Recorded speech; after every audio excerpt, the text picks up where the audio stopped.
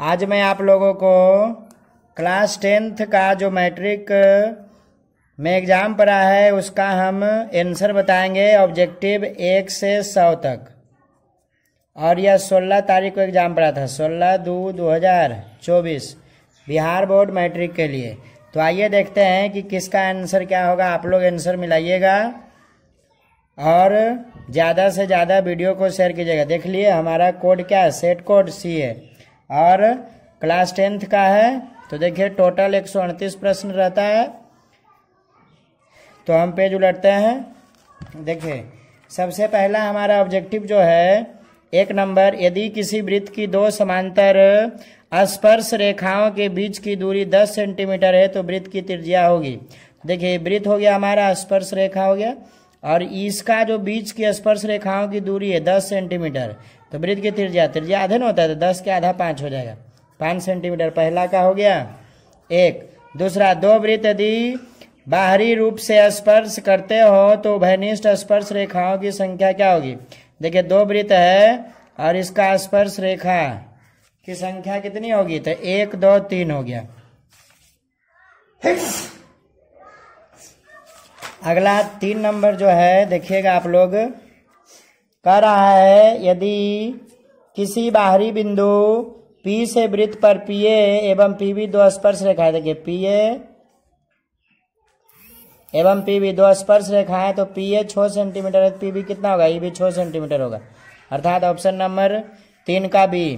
4 का, यदि 3 सेंटीमीटर त्रिज्या वाले एक वृत्त पर खींची गई स्पर्श रेखाएं परस्पर 60 डिग्री के कोण पर झुकी है तो प्रत्येक स्पर्श रेखाओं की लंबाई 3√3 सेंटीमीटर। इसमें हम सिर्फ आंसर बताएंगे।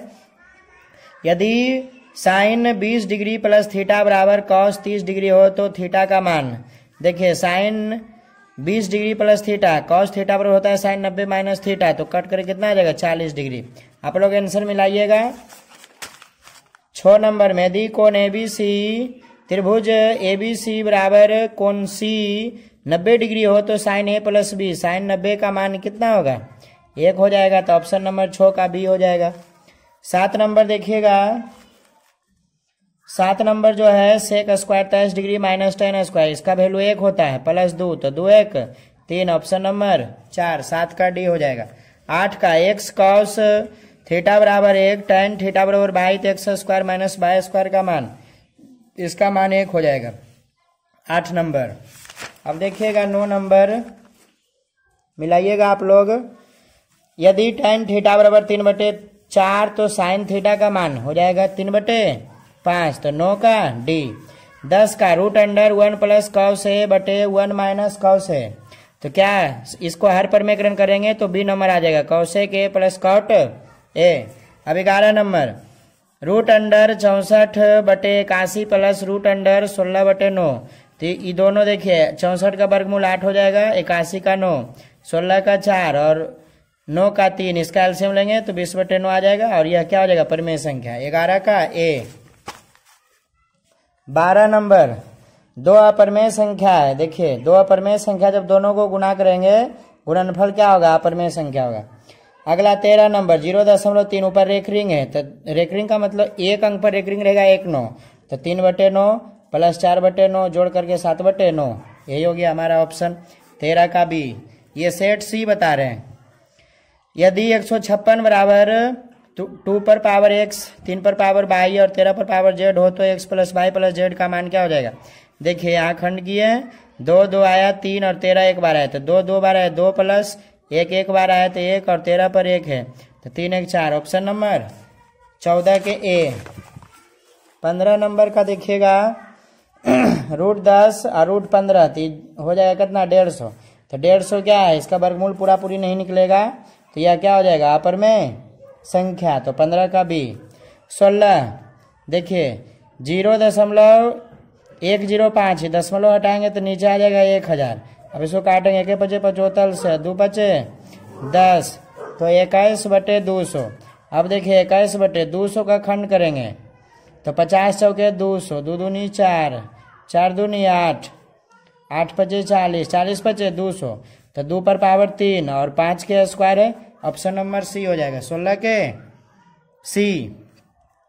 17 नंबर, यदि दो समांतर दो संख्याओं का मस 25 और लस है तो गुणनफल 25 से 1250, ऑप्शन नंबर। तो 17 का ये हो जाएगा। 18 नंबर, आप लोग भी मिला लीजिएगा, कितना सही होता है कमेंट में बताइएगा। यदि भाग एल्गोरिथम ए बराबर B Q plus R, B बराबर इतना है, क्यू बराबर इतना, तो आर बराबर इतना, तो ए का मान ए बराबर बी क्यू प्लस आर, देखिए हल किए तो 1679, ऑप्शन नंबर 1। 18 का 1। 19 देखिए, यदि क्यू धनात्मक पूर्णांक है तो कौन विषम पूर्णांक होगा, तो क्यू देखिए यहाँ विषम पूर्णांक मतलब एक जुटा हुआ रहेगा, देखिए ये सब सम पूर्णांक है, इसलिए ऑप्शन नंबर 19 का ए हो जाएगा। 20 देखिए, दो लगातार विषम संख्याओं का मासा, दो लगातार विषम संख्याओं का मासा 1 होता है, 20 का बी। उसके बाद 21 नंबर, प्रथम 10 विषम संख्याओं का माध्य, तो विषम संख्याओं 10 विषम संख्याओं का माध्य क्या होगा, 1 3 5 7 9, इस प्रकार से, तो इसका आंसर होगा बी। 22 नंबर, यदि 15 6 16 8 22 21 9 18 25 की माध्यिका क्या होगा, तो 16 होगा। क्या होगा, 16। इसको आरोही क्रम में सजा करके लिख देंगे, उसके बाद जो बीच में आएगा वही आंसर हो जाएगा। 23 नंबर में देखिए बहुलक पूछ रहा है, तो सबसे अधिक बार 6 आया है, 4 बार आया, अर्थात ऑप्शन नंबर क्या हो जाएगा, 23 का बी, 6। उसके बाद देखिए 24 नंबर, 24 में क्या कह रहा है, एक बारंबारता बंटन की माध्यिका एवं बहुलक कितना है, तो इसका माध्य क्या होगा, 3 गुने माध्यक माइनस 2 गुने माध्य बराबर बहुलक होता है, अर्थात इसका आंसर कितना आएगा, 49.70। 24 का ए। 25, यदि 5 प्रेक्षणों दिया है, उसका माध्य 11 है, तो x का मान ज्ञात कर। देखिए 1 2 3 4 5 गो है ना, तो 2 गो इधर से और 2 गो इधर से, बीच में बच गया x प्लस 4 बराबर कितना है, 11, तो x बराबर 11 माइनस 4 बराबर 7, ऑप्शन नंबर। देखिए कितना गलती बनाया है, ए में टिक कर दिया, तो 25 का सी हो जाएगा 7। 26 नंबर का देखिएगा, एक असंभव घटना की प्रायिकता 0 होती है, 26 का बी। देखिए गलती टिक किया लड़का। p बराबर 0.4 तो नहीं का, तो 1 में घटा देंगे, 1 माइनस 0.4 बराबर हो जाएगा 0.6, ऑप्शन नंबर बी भी गलती बनाया। 28, दो पासे की फेंक में संभव परिणाम, तो 6 का स्क्वायर, 6 छक्के 36, ऑप्शन नंबर, ये भी गलती बनाया है, कितना पागल लड़का था। दो पासों की फेंक में संभव परिणामों की संख्या 36 होगा, 28 का। 29, निम्नलिखित में कौन सी किसी घटना की प्रायिकता नहीं हो सकती, देखिए 0 और 1 के बीच में होना चाहिए, 1 से बड़ा नहीं होना चाहिए, तो देखिए ऑप्शन नंबर कितना है बी, 1.5, 1.5 हो गया, ज्यादा हो गया। उसके बाद 30 नंबर, 30 नंबर में कह रहा है, एक पासे की एक फेंक में विषम संख्या नहीं आने की प्रायिकता क्या होगी, तो देखिए विषम संख्या कितना आता है 3, तो 3/6, अर्थात ऑप्शन 1/2, 30 का भी हो जाएगा। उसके बाद 31, देखिए P बिंदु दिया है, एक ए और एक बी जोड़ने वाली मध्य बिंदु का x1 प्लस x2/2, ठीक, तो इसको जब हल करेंगे 31 को, तो -8 आएगा। यहाँ सिर्फ देख लीजिए और आंसर मिला लीजिए कितना सही और कमेंट कीजिए। यदि 3 बिंदु एक रैखिक हो तो उसमें बने त्रिभुज, जैसे देखिए यह रैखिक है, इस पर बने त्रिभुज का क्षेत्रफल क्या होगा, 0, ऐसे ही टिक किया है। 32 का सी। 33, देखिए ABC त्रिभुज शीर्षों के निर्देशांक ABC दिया है, उसके केंद्रक x1 plus x2 plus x3/3 करके जोड़ के लिखना है, तो देखिए जो 33 का हमारा आंसर हो जाएगा डी हो जाएगा। 34, एक त्रिभुज ABC में AD कोण BAC का अर्धक है, उसके बाद तो AB बराबर 10, AC बराबर 14, BC बराबर 6, तो DC का मान ज्ञात करें, तो 34 का आंसर हो जाएगा बी, 3.5। इस प्रकार से बनेगा ये। ABC एक त्रिभुज है और इस पर एक अर्धक दिया है, इसका नाम क्या है डी, तो AB बराबर 10 सेंटीमीटर, AC बराबर 14 सेंटीमीटर, BC टोटल है 6, यदि हम इसको x मानेंगे तो क्या हो जाएगा 6 माइनस x। अब देखिए इसको इस प्रकार से कर देंगे, 10/14 बराबर,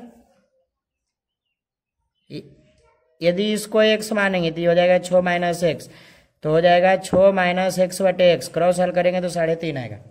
अब देखिए 35 नंबर, आप लोग आंसर मिला लीजिए कितना सही हुआ। त्रिभुज ABC और डी समानांतर BC इस प्रकार है कि AD बटा DB बराबर तो AC 5.6, तो AE क्या होगा, तो AE हो जाएगा 2.1।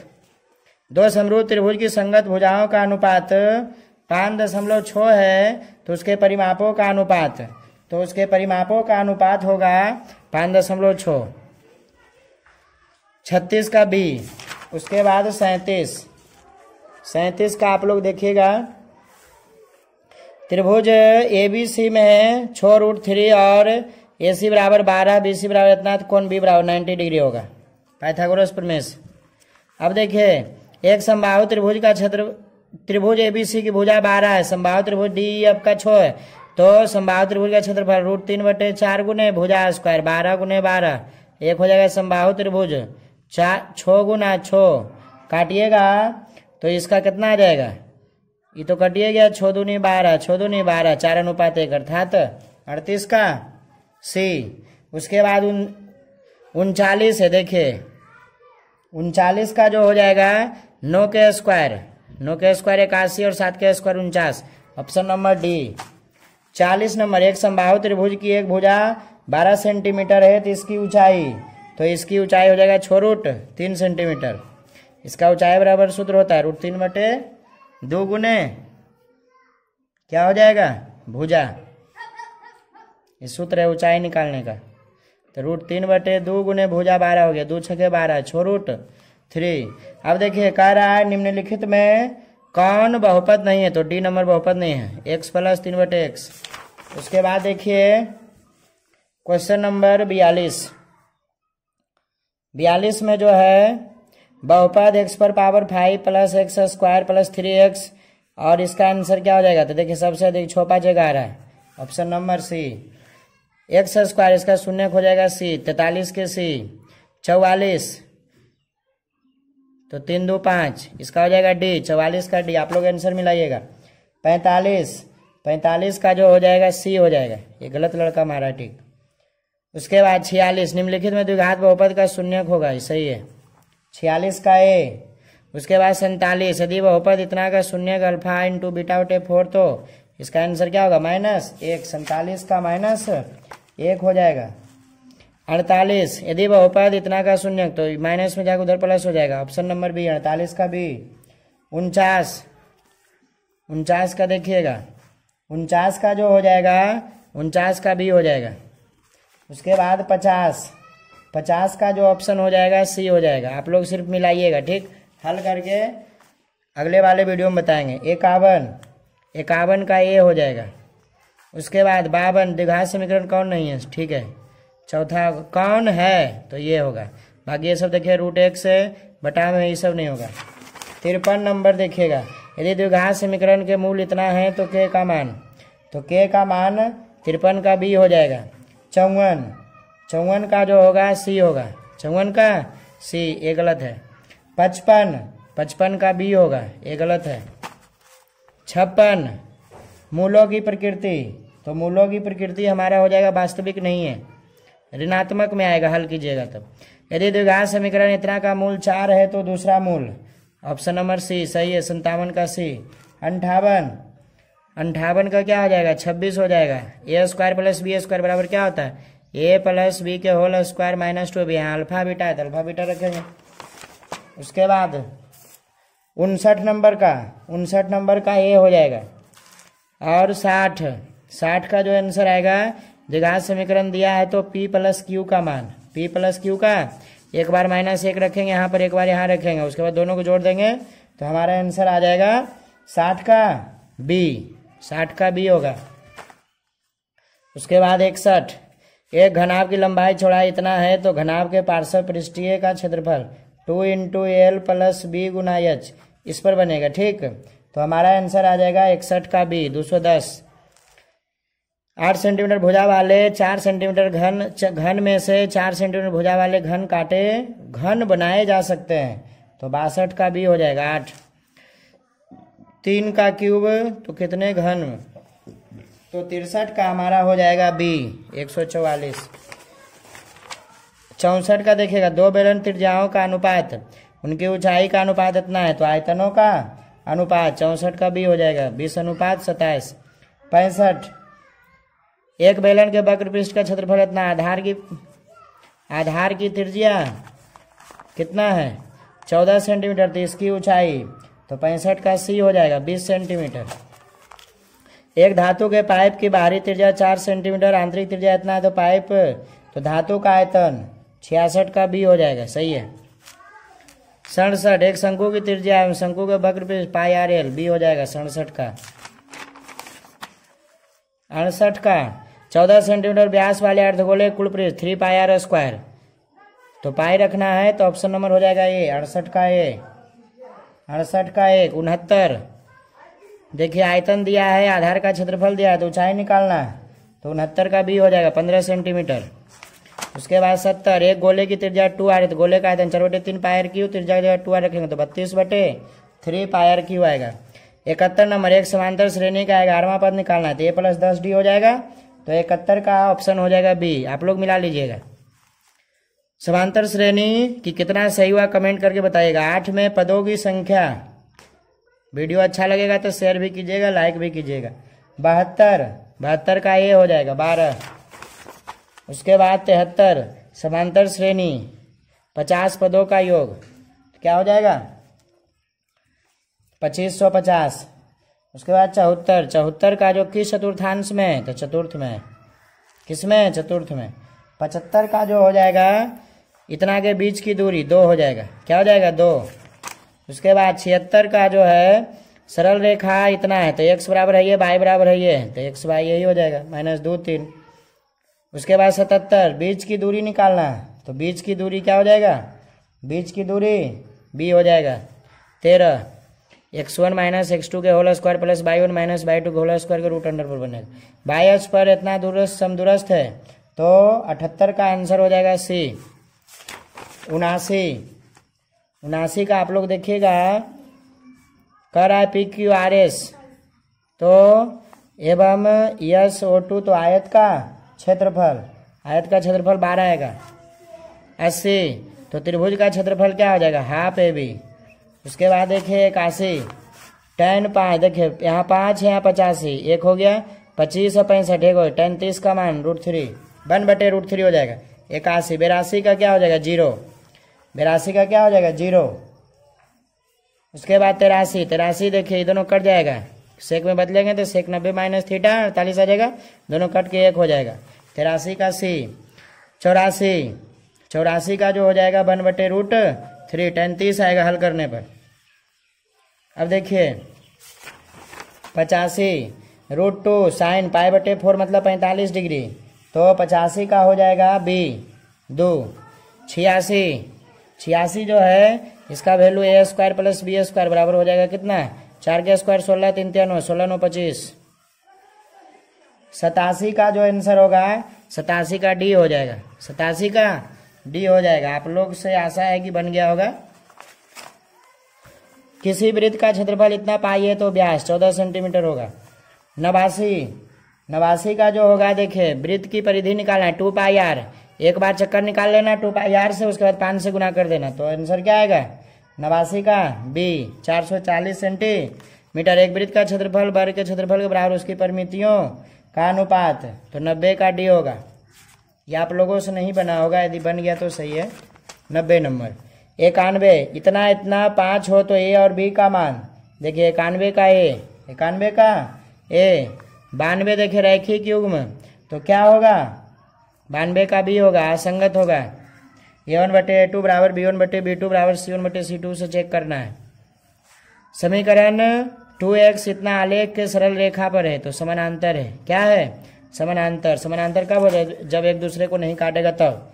94 देखिए समीकरण के कितने हल हैं, तो एक कितने हल या द्वितीय हल में आ जाएगा, तो क्या हो जाएगा एक और केवल एक हल।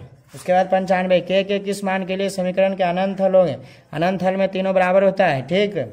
तो इसका आंसर हो जाएगा 95 का बी 10 आएगा। आप लोग आंसर जरूर मिलाइएगा।